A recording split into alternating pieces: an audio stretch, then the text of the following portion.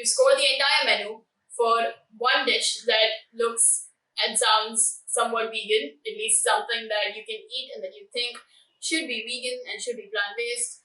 You order it, and then when it arrives, it comes with a dollop of cream. It's been a while since I've done one of these veganism related videos. I've been pretty busy with study stuff, so I'm back to the vegan content, people. And okay, anyways, you're probably somebody who's trying to go vegan or somebody who wants to go vegan.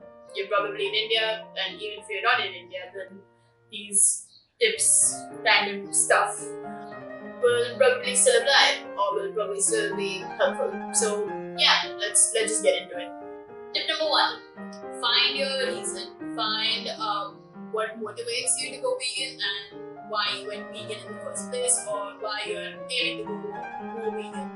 And also, by the way, FYI, this video will mostly be covering stuff regarding vegan food and adopting a vegan diet. I don't like calling it a diet because it's an entire lifestyle, but I won't be talking about the other aspects of the lifestyle. Veganism is just about purchasing plant-based products in all aspects of life, but I'm only going to be talking about plant-based foods and how you can incorporate more plant-based foods. So yeah, back to the finding your reasons part. Find why you want to go vegan, find why you want to be plant-based, and that's what's gonna motivate you to keep eating plant-based, and that's pretty much the reason why. So you need to know the reason why you want to do something in order to be able to do that, right? So if you want to know why somebody would decide to go vegan or why somebody would choose to go plant-based and what the impacts or benefits are, then you can check out my vegan story if you'd like, and yeah, back to the tips. So right, after you found your reason, well, great, you're gonna have to do some more research, this time regarding the nutrition aspect, because while your regular diet was obviously suiting you, or was probably not suiting you, I mean, how am I to know? But my point being that plant-based food might be a sudden change for your body, and some nutrients and certain minerals and vitamins and stuff aren't found to be as abundant in plant-based food. So you have to ensure that you are eating enough foods that are rich in these vitamins to be able to, still be healthy and good. So for that, you're gonna have to do some research. And also, you don't need to be worried about proteins. I don't get why that's such a big myth. I mean, I don't get why people think that in the first place, because people don't really need as much protein as people think they do. You just don't need that much protein, people. That's just how it is. And in fact, people are more likely to be eating way too much protein than their body needs and be deficient in it. So you don't need to be worried about the protein. Also, after that, you want to figure out how you want to go about this whole transitioning process / thing. I don't know, that sounds very glamorous, but really it's just about changing stuff. So you want to figure out how you want to go about this, what's your pace. Just understand yourself better and try to do it at your own pace and time, and relax. It's not a race. You can do it just by changing one aspect of your food at a time. So maybe you just attempt to quit cheese. Maybe you just attempt to replace milk with your dairy milk with a plant-based milk for a week. It's just up to you. It's up to how you want to see it, up to how you want to take it forward. So yeah, just figure that out, people.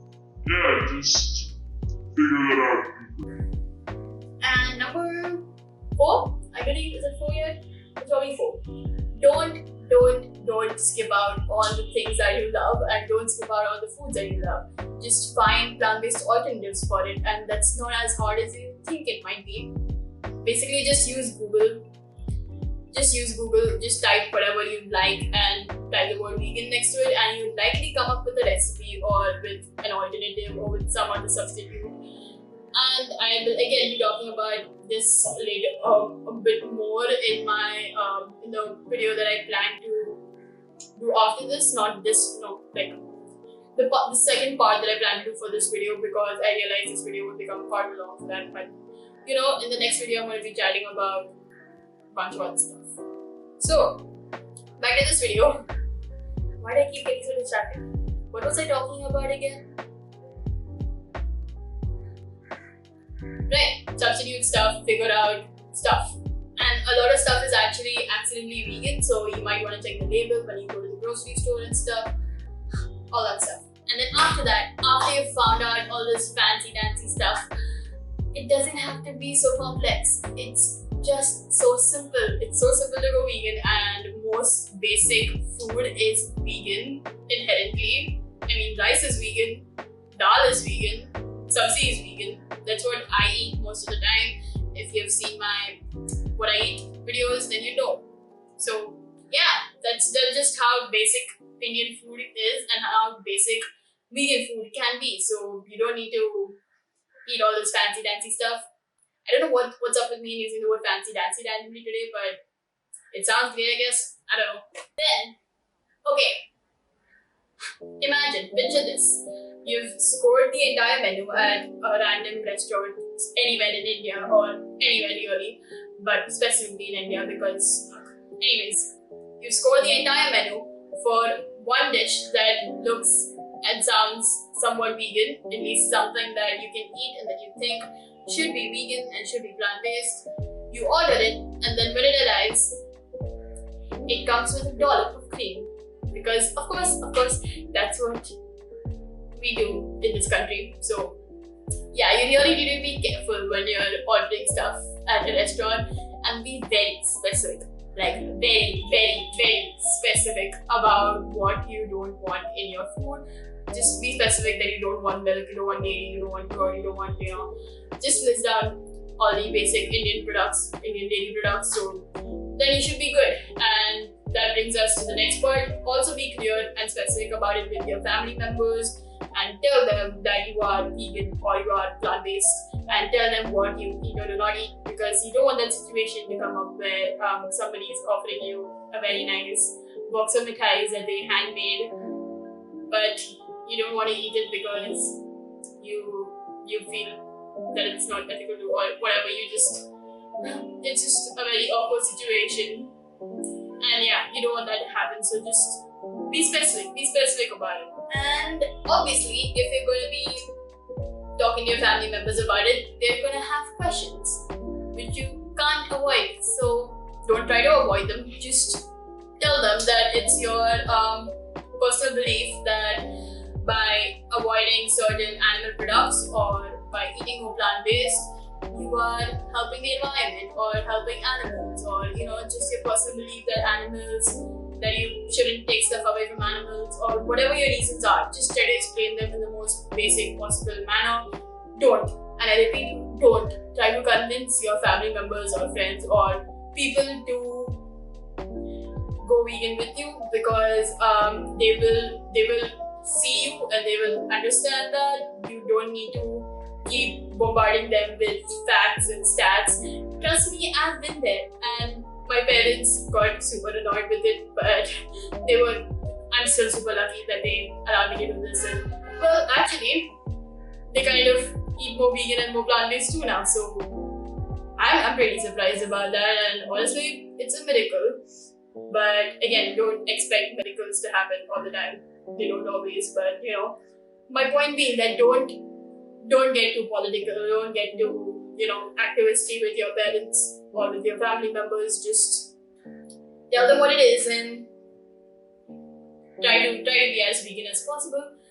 It's not always possible when you're with non-vegan family, and that's okay. It's alright. You don't need to be 100% vegan. You don't need to be perfect.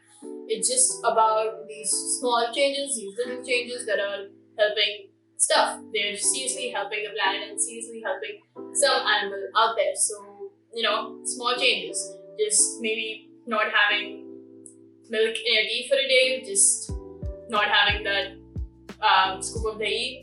I don't know, just these small changes that really help. So it's all about the small changes, and it's not about having a perfect diet or a perfect thing.